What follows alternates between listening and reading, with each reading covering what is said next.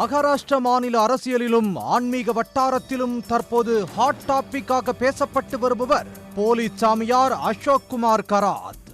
Captain Karat என்று அழைக்கப்படும் 65 வயதான இவரது பின்னணியும் அவர் செய்த பித்தலாட்டங்கள் குறித்து போலீசார் வெளியிட்டுள்ள தகவல்களும் அதிர்ச்சியை ஏற்படுத்தியுள்ளன.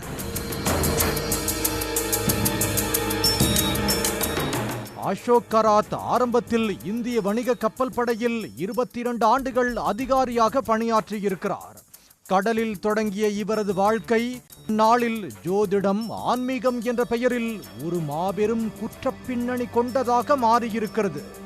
கப்பல் பணியில் இருந்த போதே நியூமராலஜி, அதாவது எண்கணிதம் கற்றதாக கூறிக்கொண்ட அசோக் ஓய்வுக்கு பிறகு நாசிக் அருகே ஈசானேஸ்வரர் என்ற பெயரில் ஒரு கோயிலையும் ஷிவ்னிகா என்ற பெயரில் ஒரு அறக்கட்டளையையும் தொடங்கியிருக்கிறார். இராணுவ கட்டுப்பாடு போன்ற நடை உடை பாவனைகள், தன்னம்பிக்கையான பேச்சு, இதன் மூலம் மிக விரைவில் ஒரு சக்தி வாய்ந்த சாமியாராக அசோக் தன்னை நிலைநிறுத்திக் கொண்டார்.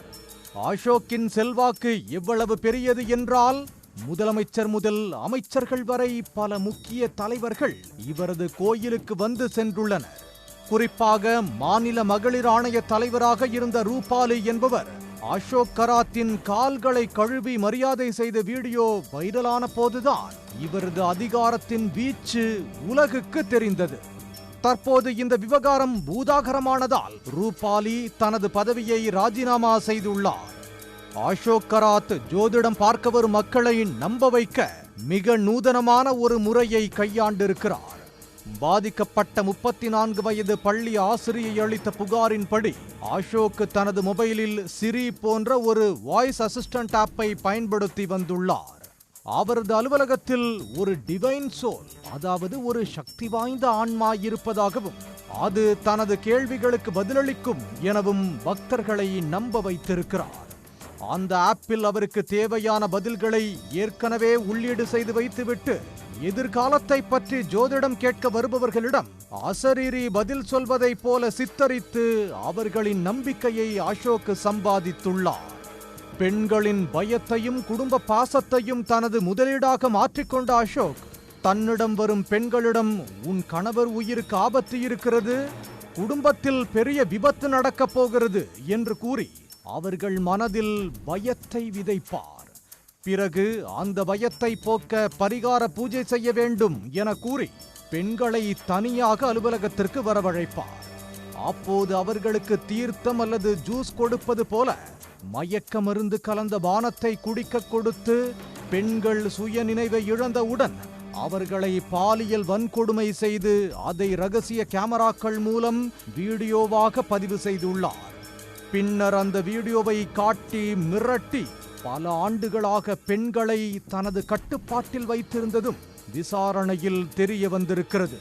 போலீசார் நடத்திய சோதனையில் அசோக் கராத்தின் பென் டிரைவ், லேப்டாப்பில் இருந்து 58 பெண்களின் ஆபாச வீடியோக்கள் சிக்கியது. தற்போது நடத்தப்படும் தீவிர விசாரணையில் இந்த எண்ணிக்கை 100க்கும் மேல் இருக்கலாம் என அஞ்சப்படுகிறது. மேலும் அவர் பெண்களை வைத்து பில்லி சூனியம் செய்த வீடியோக்களும் சிறப்பு விசாரணை குழுவிடம் கிடைத்துள்ளது. அசோக் தன்னிடம் மந்திர சக்தி இருப்பதாக காட்டிக்கொள்ள ரிமோட் கண்ட்ரோல் மூலம் இயங்கும் பாம்புகள், புலி தோல்கள் மற்றும் வனவிலங்கு பொருட்களை பயன்படுத்தி தனது அலுவலகத்தை அமானுஷ்யம் நிறைந்த இடமாக மாற்றியுள்ளார். 100 ரூபாய் மதிப்புள்ள சாதாரண பொருட்களை டிவைன் பவர் கொண்டது என கூறி 10,000 முதல் 1 லட்சம் வரை விற்றுள்ளார்.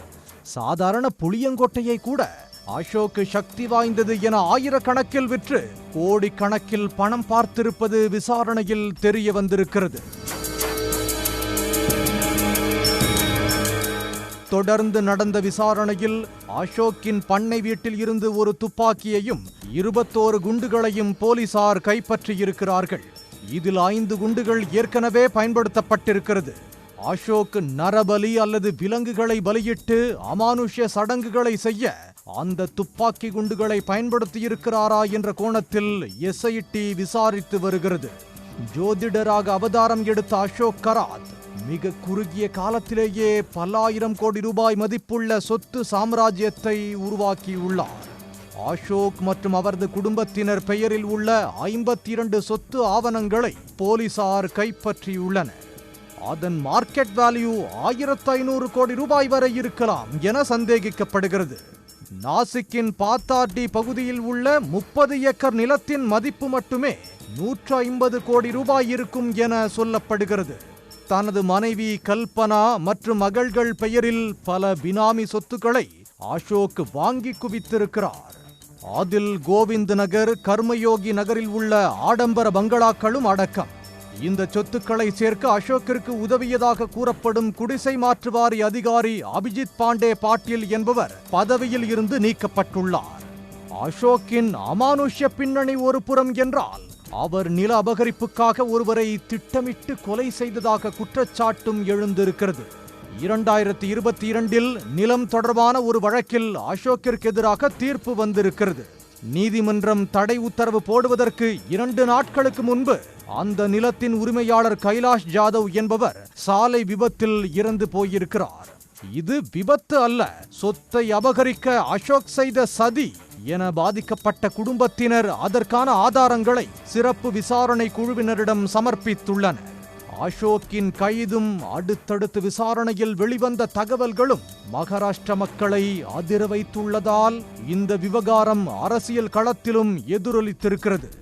முதல்வர் தேவேந்திர பட்னவிஸ் அசோக் மீது எந்த பாரபட்சமும் இல்லாமல் விசாரணை நடத்தி தண்டனை வாங்கி தரப்படும் என கூறியிருக்கிறார். இதுவரை அசோக் மீது மொத்தம் 8 FIR பதிவு செய்யப்பட்டுள்ளது. இதில் 6 பேர் பெண்கள். மார்ச் 29 வரை போலீஸ் காவலில் உள்ள அசோக் கராத்திடம் ஒரு பெண் அதிகாரி தலைமையிலான சிறப்பு புலனாய்வு குழு விசாரணை நடத்தி வருகிறது. 150 முறை வெளிநாடுகளுக்கு இன்ப சுற்றுலா சென்றுள்ள அசோக்கின் நிதி பரிமாற்றங்கள் குறித்து வருமான வரித்துறையினரும் அமலாக்கத்துறையினரும் விசாரிக்க உள்ளனர். அடுத்தடுத்த விசாரணையில் அசோக் கராத் குறித்து மேலும் பல அதிர்ச்சி தகவல்கள் வெளிவரலாம் என சொல்லப்படுகிறது. உடனுக்குடன் செய்திகளை தெரிந்து கொள்ள சன் நியூஸ் பெல் ஐகானை கிளிக் பண்ணுங்க.